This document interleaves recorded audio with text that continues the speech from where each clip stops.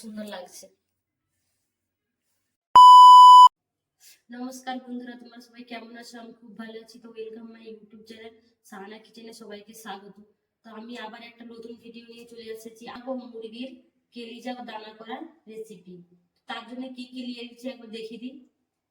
তো আমি এখানে নিয়ে নিয়েছি দানা করা আছে, আর কেলিজি আছে, আর পেঁয়াজ আর টমেটোকে এরকম করে ফালি করে নিয়েছি। আর এখানে চিকেন মশলা, আর এখানে ধনিয়া পাতা, তেজপাতা দুটা, আর কাঁচা লঙ্কা দুটো তিনটা চেরা নিয়ে নিয়েছি আমি এটা। আর মশলার মধ্যে নিয়েছি আদা রসুনকে কুচিয়ে নিয়েছি, হলুদ নিয়েছি, জিরা গুঁড়া নিয়েছি, লঙ্কা, নুন আর তেল। আর তার সঙ্গে আমি এটা আলু মিক্স করবো বলে আলু নিয়ে নিয়েছি। আমি আলুটা ভেজে নেবো, তার জন্য আমি গ্যাসটা অন করবো, কড়াটা চাপিয়ে দেবো।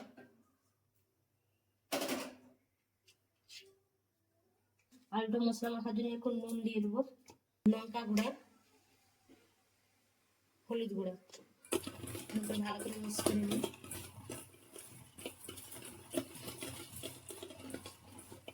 তো এটা আমার মিক্স করা হয়ে গেছে। কড়াটা আমার গরম হয়ে গেছে, আমি তেল দিয়ে দেবো। তেলটা গরম হয়ে গেছে, এবারে আমি আলুগুলো ছেড়ে দেবো তেলে।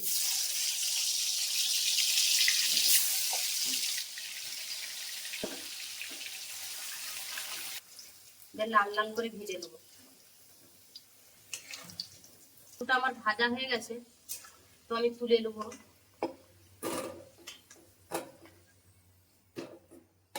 তো যে তেলটা বেশি হয়ে গেছে সেই তেলটা আমি তরকারি রান্না করে নেবো। তো পেঁয়াজ গুলো আমি দিয়ে দেবো।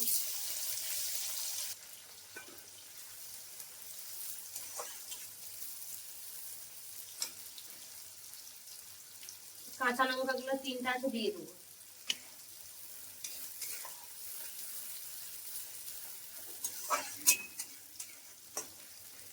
এগুলো ভালো করে একটু ভেজে নেবো, লাল লাল হয়ে গেলে তারপরে মশলা দেবো।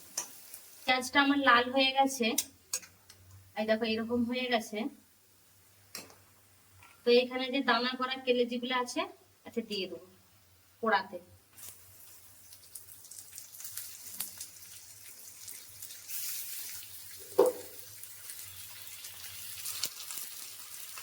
ভালো করে মিক্স করে নেবো।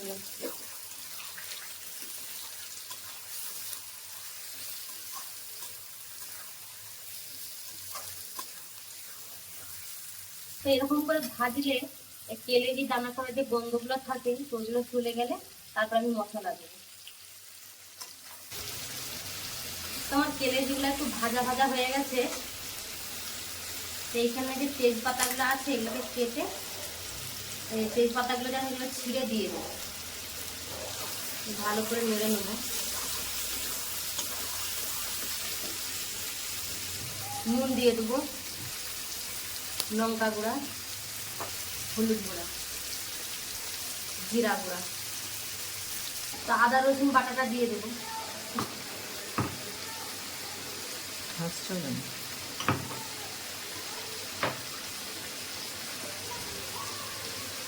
এতে যে পানিটা দিয়েছি সেটা বুলিয়ে এতেই দিয়ে দেবো।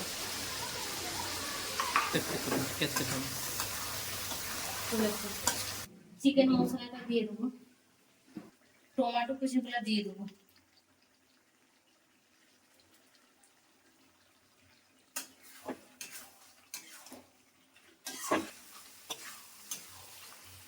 তারপরে যে আলুগুলো আছে এগুলো একটু সিদ্ধ হয়নি, বাকি আছে, সেগুলো দিয়ে দেবো একসাথেই, যে একবারে যাতে সিদ্ধ হয়ে যায়।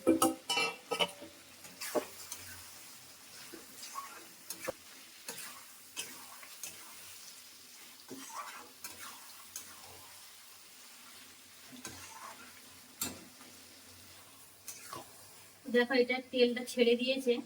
তো এটা আরেকটু হবে, দিয়ে তারপরে পানি ঢেলে দেবো, দিয়ে ঢাকা দিয়ে রেখে দেবো আর একটু ঢুকে এটা। তো এটা আমার কষা হয়ে গেছে, এবারে পানি যে আছে পানিটা দিয়ে দেবো। এই দেখো কত সুন্দর কালার এসছে, আর দেখো পুরো একবার তেল ছেড়ে দিয়েছে। এবারে এই পানিটা আছে, পানিটা দিয়ে দেবো।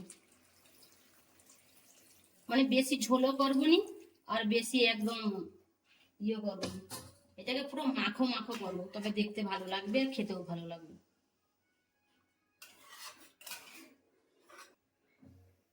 তো এটাকে আমি ঢেকে রেখে দেবো। বন্ধ করো, যাও গাছবে নাকি, যাও।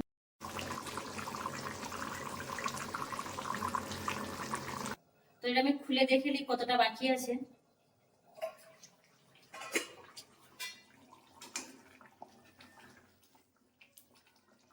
দেখি আলুটা, তো আলুটা আমার সিদ্ধ হয়ে গেছে।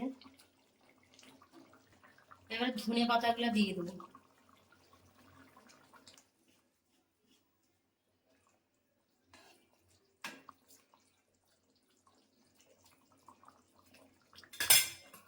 এটাকে একটু ঢেকে রেখে দিই। তো তরকারিটা হয়ে গেছে, আমি এবারে নামিয়ে নেবো। আমার হয়ে গেছে, এটা আলু সিদ্ধ হয়ে গেছে, এটা আলুটা দেখো আলু সিদ্ধ হয়ে গেছে। এটা বন্ধ করে দিই।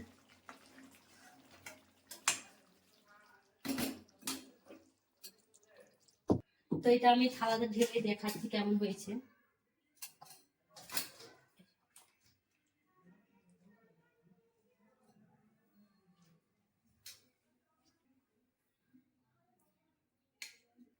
এইটাই হচ্ছে ফাইনাল লুক, কত সুন্দর লাগছে। বন্ধুরা আজকে এখানেই শেষ করলাম আমি। আমার রেসিপিটা যদি তোমাদের ভালো লাগে তো লাইক কমেন্ট শেয়ার করে দিবে, আর আরো নতুন নতুন রেসিপি দেখার জন্য চ্যানেলটাকে সাবস্ক্রাইব করে দিবে। ধন্যবাদ। সবাই ভালো থাকবে, সুস্থ থাকবে।